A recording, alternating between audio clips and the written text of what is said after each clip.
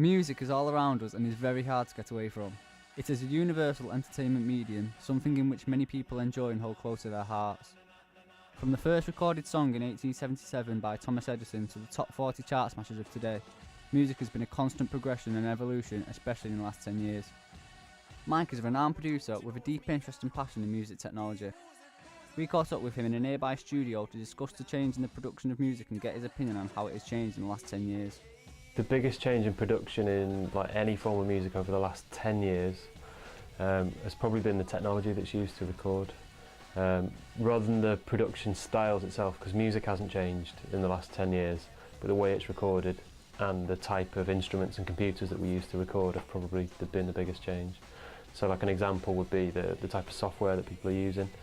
10 years ago it would have been unthinkable really to have computers that were stable enough to record on, because quite often they weren't powerful enough, they didn't have enough memory, and computers would crash and they wouldn't be reliable. So I think the biggest changes have been the advancement in computers, technology, and then the hardware and software. I mean, I think all genres of music have probably moved on, bar things like jazz and traditional classical music. That's focus kind of stayed where it is, but electronic dance music especially, anything that kind of falls under electronic music, so synth-based, DJ produced. 10 years ago, if you wanted to produce music, you'd have to book yourself into a studio at like a cost of like £200 a day or something like that, and you'd need a sound engineer and you'd expect it to have a producer with you.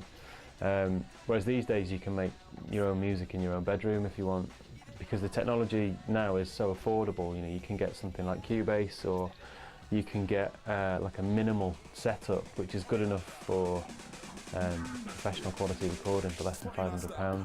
Ian is a world-recognised disc jockey employed to the multi-million record label Ministry of Sound. He travels around the country and the world to play the latest songs to clubgoers on a frequent basis. We caught up with him in a local radio station to get his opinion on how clubbing has changed in the last 10 years. It was around about 5 years ago.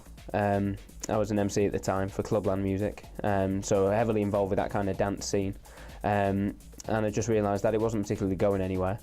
I joked with my mum just before my birthday actually about becoming a DJ. As an MC we got to interact with DJs a lot, where I got to work with some of the scene's biggest at the time, and for my birthday she decided to give me a pair of CDJs and never look back. I held a residency at the UK's largest super club, the Syndicate in Blackpool, which was for 5,500 people. I played upstairs in the dance arena. Just come out from working abroad in Greece and Ibiza, so there was a few thousand people there. But every super club in the country I've held a residency at. It's only kind of really in the past 18 months, 2 years that we've seen a massive decline in clubbing.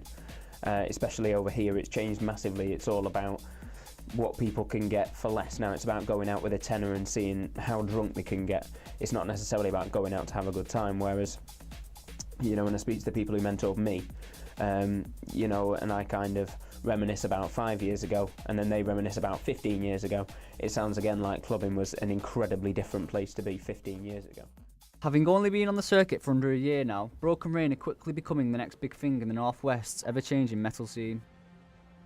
From their humble beginnings of practicing in bedrooms and garages to playing gigs at renowned venues such as the Manchester Academy and the Warrington Festival with similar bands, they know the ins and outs of what to know in the metal music scene.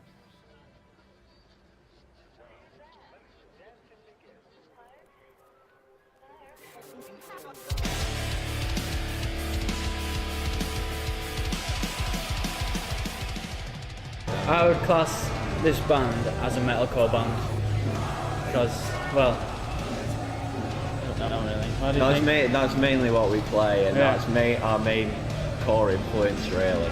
But I'd say like we bring like we kind of like add the power from industrial. Have to, a like, various few influences really, but metalcore has to be our main one. Yeah. We got like metalcore, but with a bit of industrial kind of.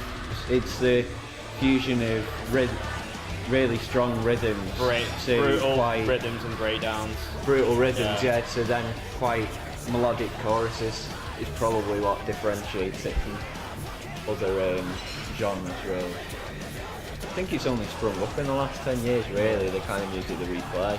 So I think it's a really It's not been out for 10 thing. years, has it? No, it's really kind of Actually, it new started breath. back with Kill Switch Engage sometime.